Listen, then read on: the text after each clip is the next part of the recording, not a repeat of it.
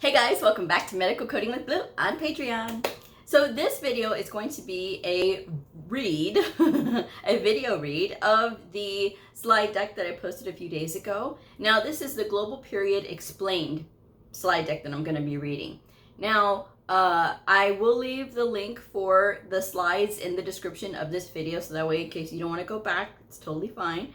And if you guys have any questions about it, go ahead and put them down in the chat area so that way I can look at them and then I can address them perhaps on another video or answer them right away. So what we're going over in this video, in this slide deck, is the global period, what is included in the global, examples of the 0-day global period, what it is, the 10-day global period, what it is, 90-day global period, the YYY contractor priced codes, what does that mean? What are those?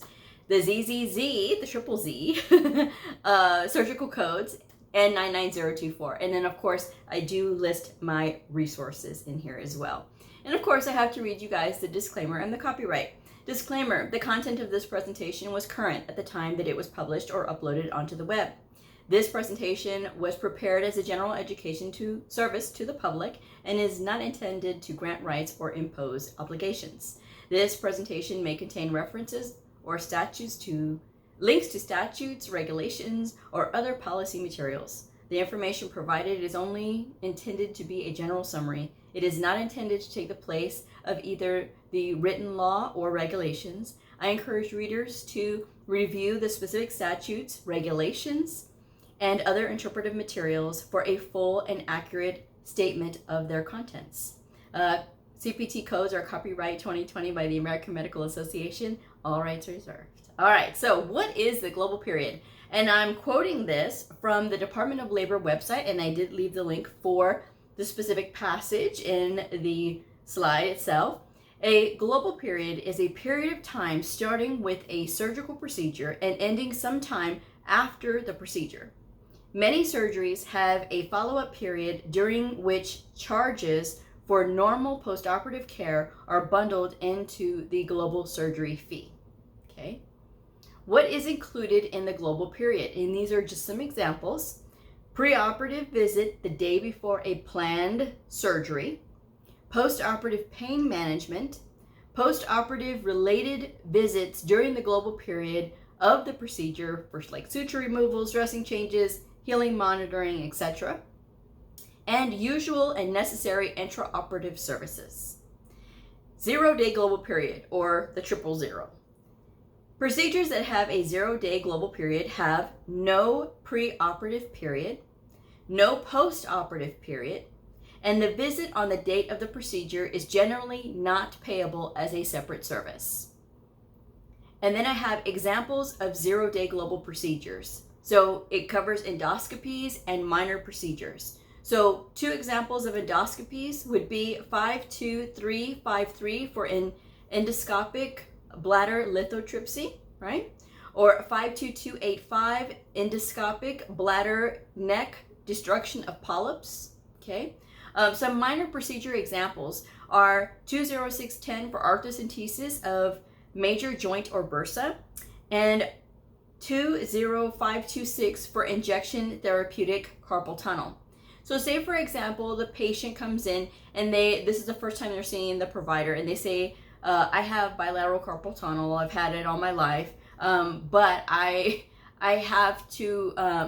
having numbness, and the doctor says, okay, well, my hands hurt, and things like that. So the doctor says, well, we can go ahead and give you a shot for that, all right? So the provider is going to administer this shot to the bilateral carpal tunnel, right? To give the patient some immediate pain relief. Well, because of this, if that is the only reason for their visit is to address the carpal tunnel, and he or she gives them carpal tunnel injection in both, right? Then you will only get the carpal tunnel injections. You will not get a new patient E&M level if this is a brand new patient. And you may say, well, Blue, that's not fair. You know, they did all the workup in the history and things like that. Yes, but the thing is, there is nothing else that is being treated in this hypothetical visit except for the carpal tunnel. And they're just giving them injections, and these injections have a 0-day global period on them. A lot of providers don't like this, and they say, well, I did all this work. The thing is, they were only seeing that, and those 0-day global procedures already have a component of evaluation and management built into the code. So that is something to think about. If the provider saw the patient for something else during that visit, and that was the first time that they're being seen, or they're a new patient, then yes, absolutely. If they have a torn rotator cuff and they say, okay, well, we're going to go ahead and get you worked up for that rotator cuff, we're going to give you some medication for that as well. That would be something, that's a separately identifiable service. That is an evaluation and management, right? But that will be covered on another slide deck. But I just wanted to talk about these things right here so that way we can do one thing at a time. But again, if the provider is deciding that day to do the injections, then that is all the credit that they will get for as far as procedure wise, right? They won't get an evaluation and management if that is the only thing that they treated, okay? The next one is 10-day global period, or 010. It'll appear like that in the encoder. So procedures that have a 10-day global period have no preoperative period, no postoperative period, and the visit on the date of the procedure is generally not payable as a separate service. So much like the carpal tunnel deal, it's the same thing. So examples of 10-day global procedures, other minor procedure examples. So we have 11750, which is excision of nail and nail matrix, partial or complete, so a matrixectomy. Examples for ingrown or deformed nail for permanent removal. And then we have 11770, which is excision of pilonodial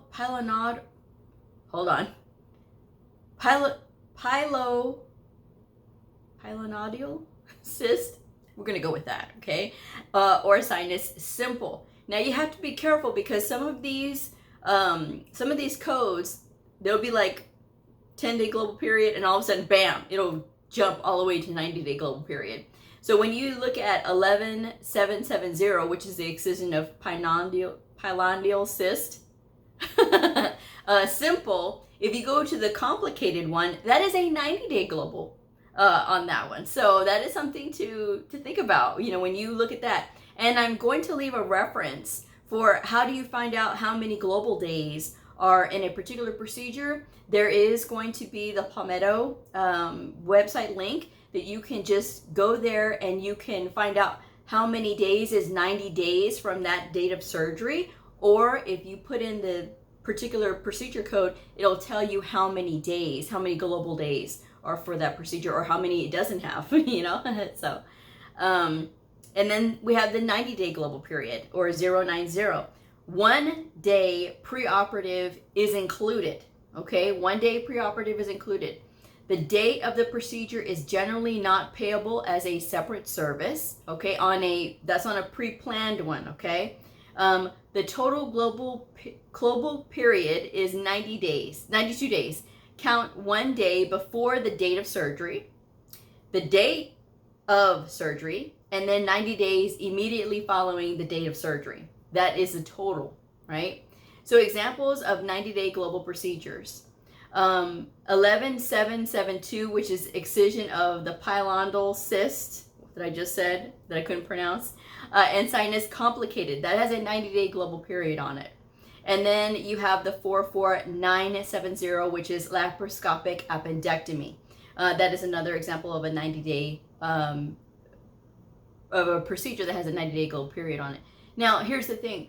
With these that have the 90-day global, if they're doing the procedure that day, right? Say, for instance, the patient comes in and they know they need to do a laparoscopic appendectomy, and they say, and it's going to be an emergent one. So the provider goes in, he decides that day to do, okay, we're going to have to do this later on in the evening when the patient has had their food has gone down or cleared out or whatever, and we can go ahead and put them under anesthesia later on in the evening. So they decide to do the surgery that day. They're going to be able to get the evaluation and management code with that 57 modifier on it. And again, that is going to be addressed in another video.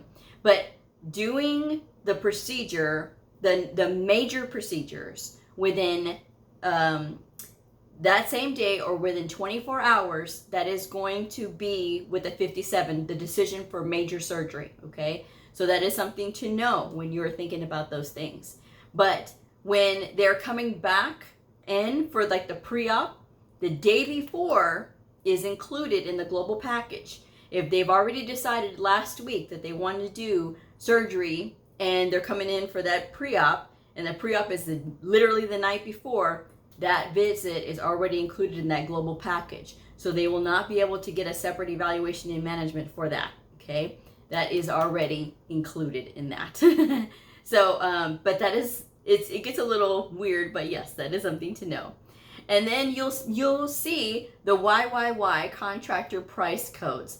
Codes with YYY are contractor price codes for which MACs or Medicare administrative contractors determine the global period. The global period for these codes will be 0, 10, or 90 days. Examples of YYY contractor priced codes. Examples are 44799 for the unlisted procedure of the small intestine. Now, when you think about the codes that are available in the CPT manual, and you see those ones that are unlisted, and you see a lot of times in certain facilities, they don't like to report those because they get kicked back a lot, and they're like, no, we need a more specific procedure code. For some procedures, that is the procedure code, right? And so it is really up to them to be able to decide what is the global period on this. What are we going to pay for this? So there's a lot of unknowns when it comes to these YYY. That's why unlisted procedure codes make a lot of people very nervous. And then, of course, you have the HCPCS code, the G0498, which is the chemo extended IV infusion with pump, okay? And then category 3 codes, which are in the CPT manual, the codes not designated as add-on codes, because there's very few that are add-on codes in category 3. And you'll know because it have the little plus sign before it. But yes, so all the codes that are in category 3, right, are YYY contractor codes, right? Those are those weird looking codes, right? Those 0. And then, but if they don't have that plus sign, other than that, they are all those YYY contractor price codes, okay? And then you have the ZZZ surgical codes. Codes identified with ZZZ are add-on codes that must be reported with an additional service. Examples, there are 3. So category 3 codes, because these are all the add-on codes, right? They're all add-on codes. So it's 0437T, 0439T, and 0443T. So those are the 3 that are in category 3 that fall into the triple Z surgical codes. Try to say that 3 times fast. And then, okay, so then here we have 99024, post-operative follow-up visit. When the patient is in the global period of a procedure, examples for the 10-day or the 90 days, the CPT code for these visits during those 90 days, during those days, not 90 days, during those days, because it could be 10 or 90, are reported with 99024. This says that this visit is part of the surgical package. Okay, so that is that. And then, of course, the global surgery calculator, that's the Palmetto website I was telling you guys about. Check it out. I'm telling you, bookmark it, make it your friend. And then I put on here the link for the CMS Global Surgery booklet.